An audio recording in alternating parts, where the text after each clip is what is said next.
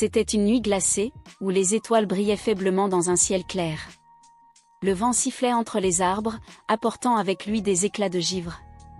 Dans une petite maison en bois, isolée en pleine forêt, un homme vivait seul depuis des années. Il s'appelait Armand. La vie lui avait offert de nombreux défis, mais l'isolement dans cette maison était désormais son choix. Il aimait la tranquillité, loin de la ville, plongé dans la beauté sauvage de la nature. Mais ce soir-là, quelque chose d'inattendu allait perturber son quotidien. Alors qu'il se dirigeait vers la porte pour aller chercher du bois dans la remise, il entendit un bruit étrange venant du porche. Un cri faible, presque inaudible, comme un appel désespéré. Curieux et légèrement inquiet, Armand s'approcha de la porte. En l'ouvrant doucement, il fut frappé par la vision qui s'offrit à lui, une énorme ours, les poils couverts de neige et de glace, se tenait là, les yeux pleins de souffrance. Elle était accompagnée de 2 petits, eux aussi gelés et tremblants. L'ours, apparemment épuisé par le froid, leva un regard implorant vers Armand. Le vent soufflait si fort que le bruit semblait couvrir tout autre son. Armand, déconcerté, resta un moment immobile, choqué par la scène. Puis, comme si un instinct ancien se réveillait en lui, il ouvrit grand la porte, laissa entrer la bête et ses petits, et les guida vers la cheminée. Les petits ours se réfugièrent immédiatement près du feu, haletants, tandis que la mère, toujours tremblante, se coucha à quelques pas, épuisée. Armand s'empressa de leur apporter de l'eau chaude, des couvertures et quelques morceaux de viande séchée qu'il gardait pour ses repas d'hiver. Il savait que l'ours et ses petits ne pouvaient pas passer la nuit dans la forêt. Il ne savait pas ce qui les avait poussés à venir jusqu'à sa porte, mais il ne pouvait les laisser mourir là. Tout à coup, une autre silhouette apparut dans l'ombre, à la lisière de la lumière. Un autre homme, plus grand, avec un manteau de fourrure, s'avança prudemment. Armand le reconnut immédiatement comme étant un chasseur de la région, qu'il avait croisé quelquefois. « Elle vous a trouvé, n'est-ce pas » dit l'homme, son regard se posant sur l'ours. Armand acquiesça, un peu troublé. « Que devons-nous faire » Le chasseur expliqua qu'il s'agissait d'une mère ours en quête de nourriture pour ses petits. Les conditions de l'hiver avaient été particulièrement difficiles cette année, et de nombreux animaux cherchaient refuge dans les zones habitées par les humains. Il savait que l'ours n'était pas une menace, mais simplement une mère cherchant à sauver sa famille. Il n'y a pas de retour en arrière pour elle. Elle ne quittera pas cet endroit sans ses petits, ajouta le chasseur. Mais, elle ne restera pas non plus si elle ne se sent pas en sécurité. Armand, bien que déstabilisé, comprit. Ils avaient maintenant un choix, soit ils protégeaient l'ours et ses petits, soit ils risquaient de les perdre dans la neige. Armand sentit une profonde solidarité envers cette créature. Il décida d'agir, d'offrir à cette famille d'ours un abri pour la nuit, et de trouver une solution pour qu'ils puissent repartir en toute sécurité à l'aube. La nuit passa lentement. L'ours et ses petits, réchauffés et rassurés par la chaleur du feu, commencèrent à s'endormir. Armand et le chasseur restèrent en silence, respectueux de ce moment fragile. Au matin, ils guideraient la famille d'ours vers un endroit plus sûr, loin des villages et des dangers. Mais ce qui arriva ce matin-là stupéfia Armand. Avant de partir, l'ours se tourna vers lui. Elle le fixa un instant, puis, dans un geste d'une douceur étrange pour un animal aussi sauvage, elle posa sa tête sur le sol, comme un remerciement. Puis, elle se leva et, avec ses petits, s'éloigna dans la forêt. Armand resta là, émerveillé par cette rencontre improbable. Il n'aurait jamais imaginé qu'une simple porte ouverte changerait sa vie ainsi. Parfois, même les plus petites actions, les plus infimes gestes de gentillesse, peuvent transformer la réalité, et la nature, dans toute sa grandeur, nous le rappelle toujours. Le matin suivant, la neige continuait de tomber, mais la lumière du jour perçait à peine à travers le voile gris des nuages. Armand se leva tôt, son esprit toujours hanté par la scène de la veille. Il se sentait marqué par cette rencontre avec l'ours et ses petits.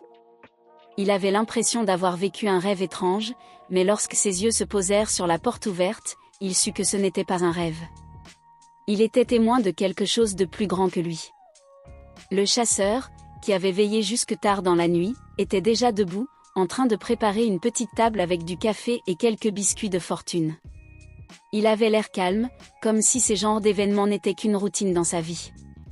Il regarda Armand, d'un geste, l'invita à s'installer. Vous savez, il n'est pas donné à tout le monde de voir des créatures comme celle-ci de si près. Beaucoup ne voient que la menace, et jamais la vulnérabilité, dit-il en versant du café. Armand acquiesça, mais quelque chose le perturbait. Il se leva brusquement et se dirigea vers la fenêtre. À l'horizon, une silhouette sombre se découpait contre le fond neigeux. Un grand ours, majestueux, qui semblait scruter les alentours.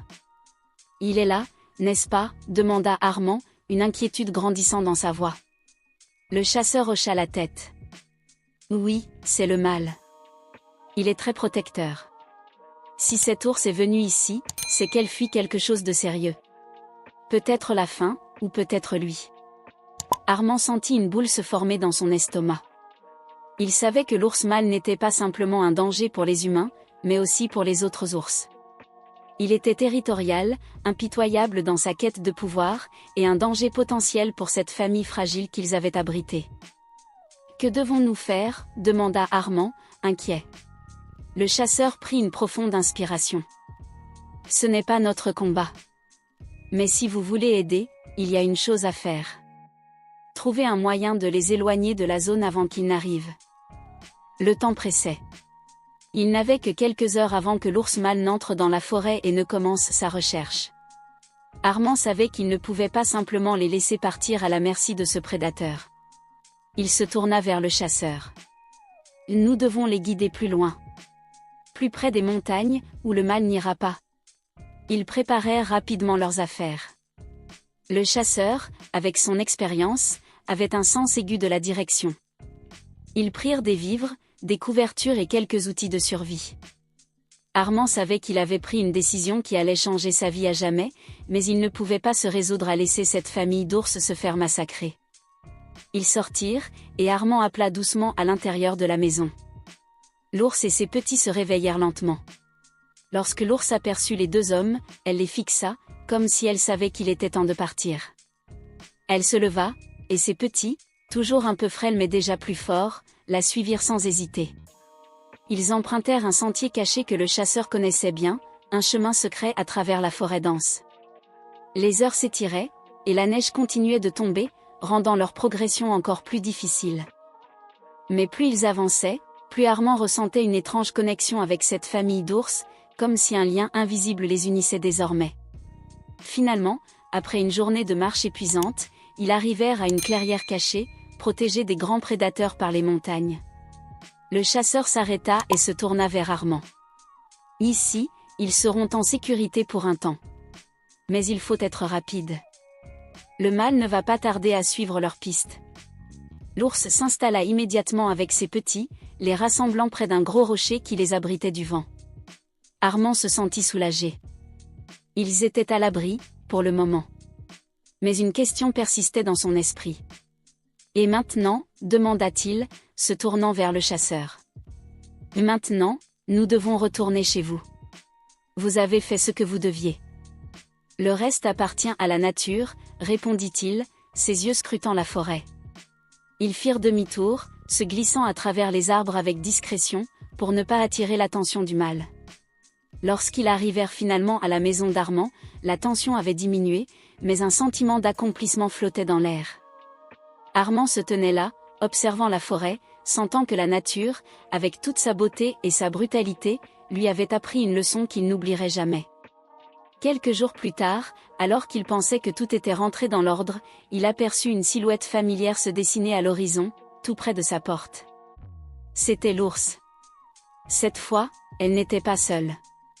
Elle était accompagnée de ses deux petits, qui grandissaient à vue d'œil.